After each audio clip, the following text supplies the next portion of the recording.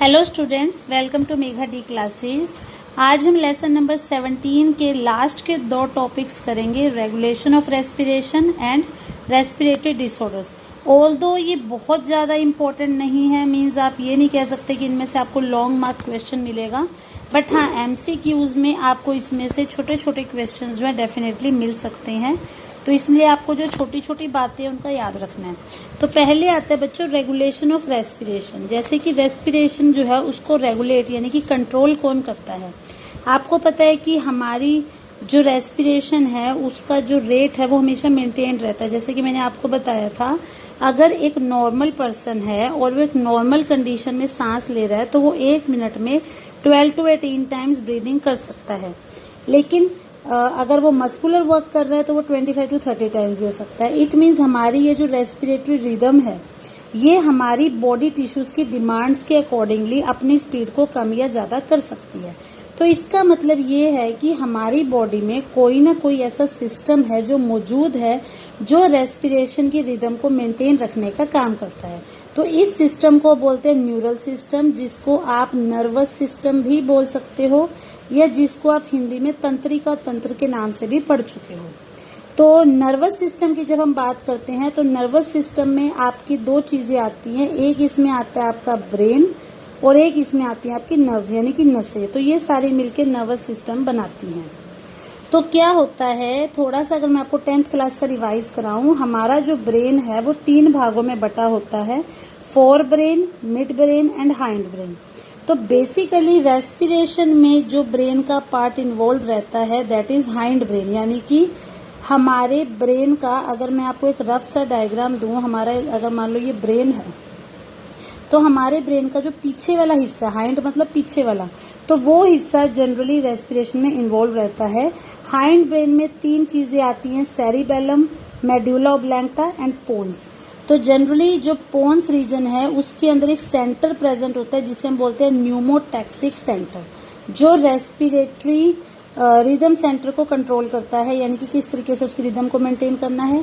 इसके अलावा जो ब्रेन का मेडुला रीजन होता है उसे हम रेस्पिरेटरी रिदम सेंटर बोलते हैं, वो भी उसको रेगुलेट करता है।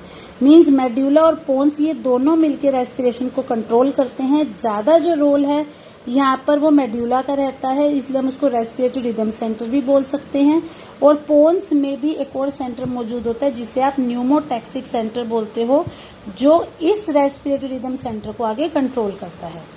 तो जैसे ही इस सेंटर से न्यूरल सिग्नल्स जाएंगे, जैसे ही मतलब ये कमांड देगा, उसको मैसेज देगा, तो उससे जो इंस्पिरेशन की ड्यूरेशन है यानी कि जो सांस लेने का हमारा टाइम है वो कम हो जाता है और उससे रेस्पिरेटरी रेट भी चेंज हो जाता है। इस रिदम सेंटर के अलावा ब्रेन के अंदर एक और कीमो सेंसिटिव एरिया होता है। कीमो सेंसिटिव एरिया का मतलब क्या होता है, कीमो वर्ड बच्चों हम यूज करते हैं केमिकल के लिए, यानी कि अगर कोई केमिकल इस एरिया पे आके लगता है तो ये एरिया एकदम से अफेक्ट हो जाता है। तो अगर बॉडी में कार्बन डाइऑक्साइड या हाइड्रोजन आयन की कंसंट्रेशन में थोड़ा बहुत भी फर्क आ जाता है तो ये एरिया एक्टिव हो जाता है। अगर मान लो हमारी बॉडी में कार्बन डाइऑक्साइड और हाइड्रोजन आयन्स बढ़ गई हैं, मतलब इंक्रीज हो गई हैं, तो उसकी वजह से ये कीमो सेंसिटिव एरिया जो है एक्टिवेट हो जाएगा।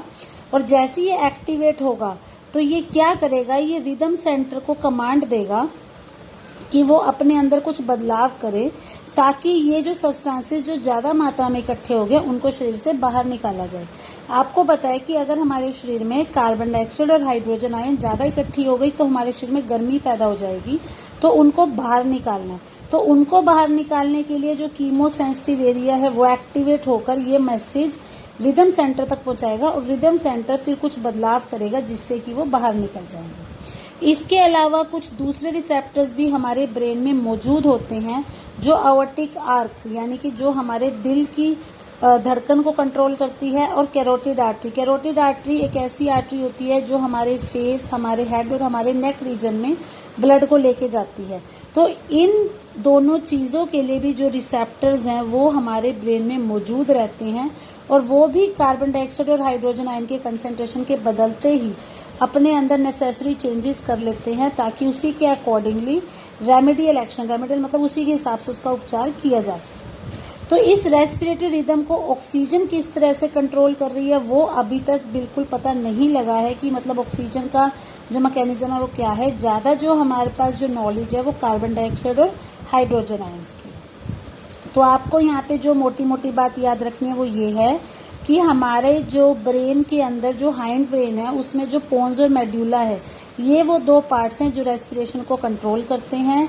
अगर हमारी बॉडी में CO2 और हाइड्रोजन आयन की कंसंट्रेशन बढ़ जाएगी तो उसकी वजह से जो कीमोसेंसिटिव एरिया वो एक्टिवेट हो जाएगा।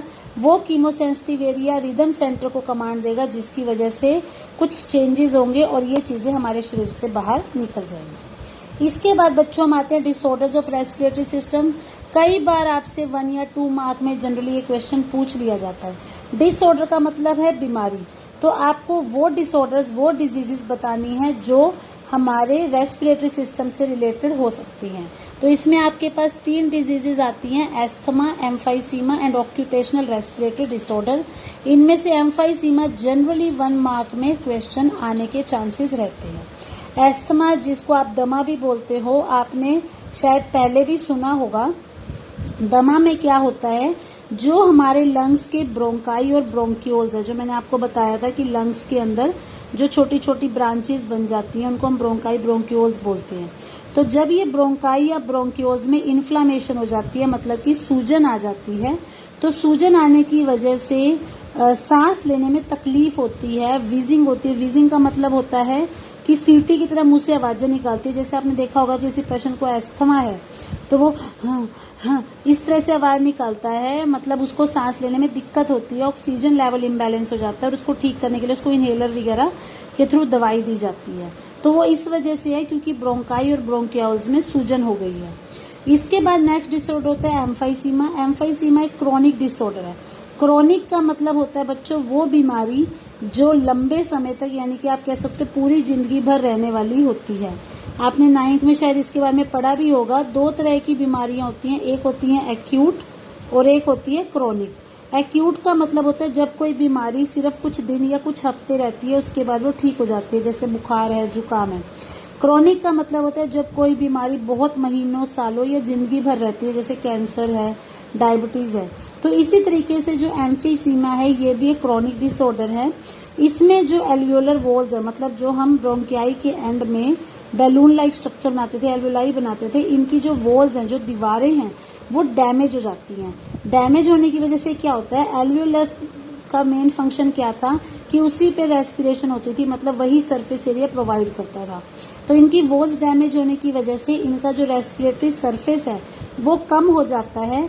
और ये ज़्यादातर उन लोगों में देखी जाती है जो सिगरेट स्मोकिंग करते हैं, उनके जो लंग्स हैं वो धीरे धीरे कमज़ोर होते रहते हैं क्योंकि उनकी खींचने की जो पावर है वो कम हो जाती है। तो ये आपसे कई बार 1 मार्क में क्वेश्चन ऐसे भी पूछा जा सकता है, which disease is cause due to cigarette smoking, या why a person should not smoke cigarette. इस तरीके से भी आपको ये क्वेश्चन ट्विस्ट होके आ सकता है। इसके बाद बच्चों जो लास्ट डिसऑर्डर है that is occupational respiratory disorder, जिसको आप ORD भी बोल सकते हो। ऑक्यूपेशन का मतलब होता है किसी का व्यवसाय या किसी का काम, कि वो क्या काम करता है। रेस्पिरेटरी डिसऑर्डर तो कई इंडस्ट्रीज ऐसी होती है जहाँ पे पत्थर कटते हैं या जहाँ पे मार्बल वगैरह बनता है, वहाँ पे आपको पता होगा कि बहुत ज़्यादा धूल उड़ती है। हमारे घर में भी जब कभी कंस्ट्रक्शन होती है या हम फर्श वगैरह लगवाते हैं तो बहुत ज़्यादा धूल उड़ती है। अब जो लोग ऐसी ही इंडस्ट्रीज में काम कर रहे हैं जहाँ पे लगातार पत्थर वगैरह तोड़े जाते हैं या उनकी ग्राइंडिंग की जाती है, वहाँ पे बहुत ज़्यादा मिट्टी बनती है। तो उस मिट्टी में जब वो लोग काम करते हैं तो वो मिट्टी उनके नाक के द्वारा उनके रेस्पिरेटरी सिस्टम में चली जाती है और शरीर का जो डिफेंस मैकेनिज्म है वो भी कई बार उसकी इस मिट्टी से रक्षा नहीं कर पाता। तो लगातार लॉन्ग समय तक, यानी कि अगर किसी पर्सन का बार बार इन चीज़ों से सामना होता रहे, लगातार अगर वो मिट्टी के संपर्क में रहता है तो उसकी वजह से इन्फ्लामेशन यानी कि सूजन हो जाती है। उसके जो फाइब्रस टिश्यू है शरीर के वो प्रोलिफरेट यानी कि वो बढ़ जाते हैं और उनकी वजह से लंग्स भी डैमेज हो सकते हैं। तो इसलिए जो लोग ऐसी इंडस्ट्रीज में काम करते हैं उनको प्रोटेक्टिव मास्क लगाने चाहिए ताकि जो वो दूषित हवा है वो नाक के द्वारा उनके फेफड़ों तक ना पहुंच पाए। तो यहाँ पे आपका ये लेसन कंप्लीट हो गया। अगर आपको कोई चीज़ क्लियर ना हुई हो तो आप मुझे कमेंट में बता सकते हो।